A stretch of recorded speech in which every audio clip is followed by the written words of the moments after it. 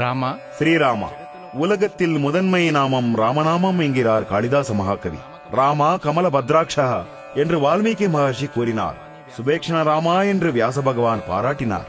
அப்படிப்பட்ட ராமநாமம் எவ்வளவு சிறந்தது என்றால், கேசவ நாமங்களில் சிறப்பு ஒன்றென்றால் ராமநாமங்கள் மற்றொரு சிறப்பு.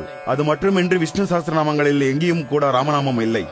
அதனால் தான் அன்னை பராசக்தி பரமேஸ்வரனை கேட்கிறாள், இந்த விஷ்ணு சாஸ்திரநாமத்தை பண்டிதர்களை படிக்க முடியும், பாமர்கள் எப்படி படிக்க முடியும்?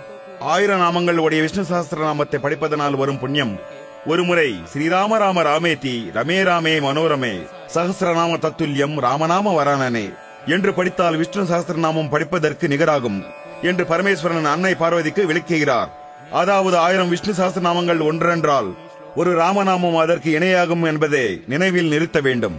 ராமர் யார் என்பதை அறியாமலே ராமநாமத்தை கீர்த்தனை செய்த வால்மீகி, சபரி ஆகியோர்கள் ராமநாம சங்கீர்த்தனையில் மூழ்கியவர்கள். அதுபோன்றே கலியுகத்தில் தியாகராஜ சுவாமி, ஸ்ரீராமதாஸ் ஆகியோர் ஸ்ரீராம சங்கீர்த்தனையில் தங்கள் ஜென்மத்தை சாபல்யம் செய்து கொண்டனர். ராமாயணம் பவித்திரமானது, பாவங்களை களைகிறது, வேதங்களுக்கு நிகரானது. ராமகதை படிப்பவர்களுக்கு சர்வ பாவங்களிலிருந்தும் முக்தி கிடைக்கிறது என்றும், ராமாயண பாராயணம் செய்வதால் வரும் பலன்கள் பற்றியும் வால்மீகி மகர்ஷி ஸ்ரீமத் ராமாயணத்தில் பாலகாண்டத்தில் விவரிக்கிறார். அதனால்தான் நாம் அனுதினமும் வால்மீகி ராமாயணத்தை படிக்க வேண்டும். ஆனால் நேரமின்மை காரணத்தினால் ராமாயணம் படிக்க முடியாதவர்கள் நாரத மகர்ஷி பாடி இந்த நாம ராமாயணத்தை 10 நிமிட நேரத்தில் 108 சரணத்துடன் படிக்கின்ற அதிருஷ்டத்தை தேவர்ஷி நாரதர் நமக்கு அளித்துள்ளார். ஒவ்வொரு நாளும் இந்த நாம ராமாயணத்தை படித்தால் ஸ்ரீமத் ராமாயணம் படித்த பலன் கிடைக்கும். இதனால் நமக்கு ஸ்ரீராமனுடைய அனுகிரகமும் கிடைக்கும்.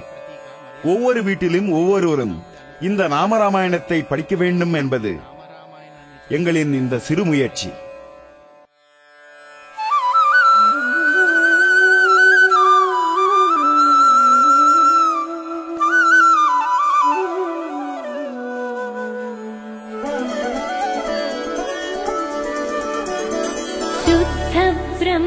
परात्पर राम कालात्मक परमेश्वर राम